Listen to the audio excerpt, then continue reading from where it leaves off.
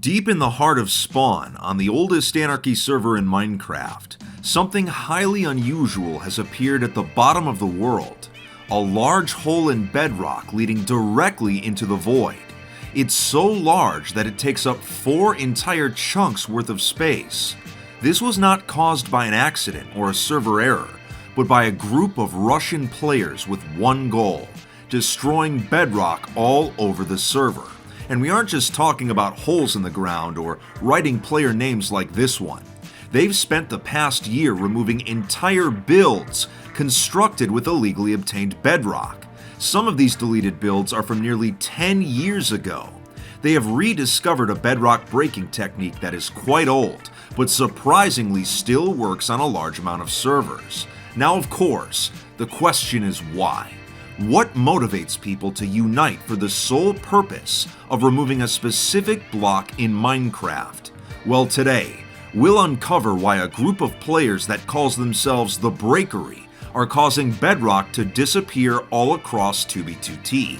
We'll discuss the surprisingly simple method they are using to get rid of it, and we'll examine the reasons for wanting to do this in the first place. It turns out this bedrock breaking is actually part of a larger conflict that's been going on for quite some time. Before we get started, I'd like to thank Raycon for sponsoring today's video. I used to use my Raycons in the gym, but since I've been marathon training, they've been my go-to earbuds for running as well. The new everyday earbuds have an improved look and feel by using optimized gel tips for that perfect in-ear fit. Raycons offer 8 hours of playtime and a 32-hour battery life. There's also a built-in mic so you can take calls at the press of a button. And best of all, Raycons start at half the price of other premium audio brands, but they sound just as good and come with a 45-day happiness guarantee. I have found them to be very useful, so to get your own pair, click the link in the description or go to buyraycon.com/FitMC to get up to 20% off your order. It's a great way to support the channel. Now then, let's get started. Now, breaking bedrock on 2b2t is not exactly a new concept. It's been done plenty of times throughout the server's history, but having a large amount of bedrock disappearing recently is actually a big deal. To give you a better understanding, there's a specific event we need to talk about that happened a while back. It was called the Battle of Ziggytown. Ziggytown was a base that was founded in 2012, and the players there managed to get their hands on placeable bedrock, something that shouldn't be possible to obtain in survival mode. They would use it to construct 3 separate builds: a bedrock comet, a bedrock bunker, and a bedrock dam. Despite the base eventually being griefed, these structures survived. But in 2020, several players attempted to use bedrock deletion exploits to remove these builds entirely. Since it was the smallest, the bunker was the first to be erased. Knowing that the comet would be next, a group of guardians came in and surrounded the entire build with a water cube to keep it safe. This method actually worked for a while, but eventually, the griefers fought off these guardians in one final battle and ended up being successful in deleting the bedrock comet. But before they could start on the dam, which was the last of the 3 structures, the server's admin, Housemaster, ended up removing all known methods of breaking bedrock, effectively saving it from destruction. After this battle, it seemed the era of breaking bedrock was finally over. But on a server with no rules, exploits are never truly gone forever. The following year, in 2021, a Russian 2b2t player named Benanchik was surprised to learn that an old-school method of breaking bedrock, nicknamed the portal breaking method, actually still worked on the server. How it works is that you force a nether portal to spawn over pre-existing blocks, which causes the bottom portion to replace whatever was there. This includes things such as bedrock and end portal frames. You create a space with the dimensions 4 by 6 by 1, roughly what a small nether portal should be, but with the bottom section including the block that you want to delete. By forcing the portal to spawn there, you can erase pretty much any block in the game. Using this method, Benanchik decided to make a name for himself by attempting to remove the Bedrock dam that had previously been targeted. It took a lot of effort considering the dam itself had a decent amount of bedrock in it, and getting the setup just right was time consuming. But on July 26, 2021, he managed to spawn a nether portal which deleted the final piece. After almost an entire decade, the final bedrock structure was removed from Ziggy Town. This destruction caught the attention of one of Banachik's friends, a Russian player named OffyX. He had actually been one of the griefers that attempted to destroy the Bedrock Comet back in 2020. After seeing Bedrock deletion was back, he came up with an idea. What if together they formed a group dedicated to removing all forms of illegal bedrock across the entire server, no matter how insignificant? Banachik liked the idea, and so both players would found the Breakery, with the name based off the act of breaking blocks. The true reason they wanted to create this group is quite fascinating, but we'll get to that near the end of the video.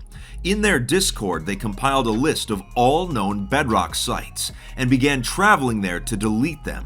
Since many of these sites contained only a few pieces, it didn't take long to use portals to remove them. Eventually, they started targeting other unbreakable blocks as well, such as illegally placed end portal frames. If you've seen any videos on my channel regarding illegal structures over the past few years, there's a good chance they were removed by the Breakery. Eventually, their group had destroyed most of the public bedrock sites and portal blocks, so out of boredom, they began targeting regular end portals as well, cutting off access to the end dimension for the general public.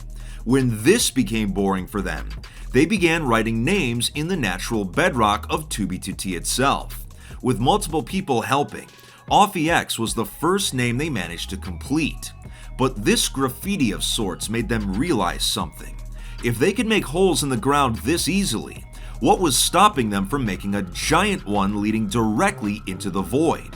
There was actually a small hole in bedrock already located at 00 in the overworld, so it seemed like the perfect place to start expanding.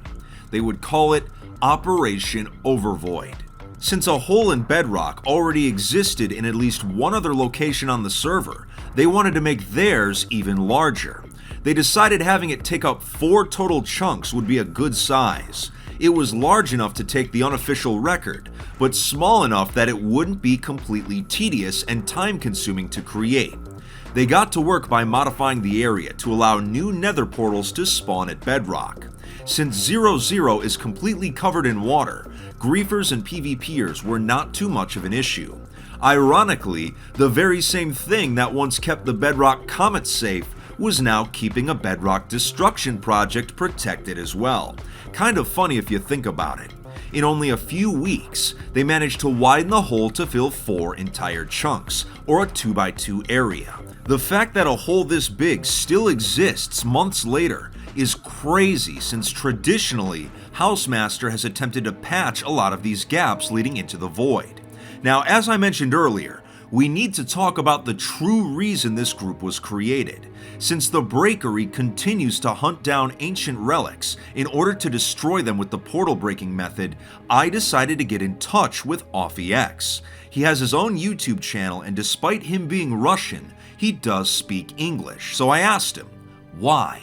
Why form an entire group dedicated to removing these blocks? To paraphrase what he said, he told me that it's his belief that deleting bedrock will cause the server's lengthy queue times to go down.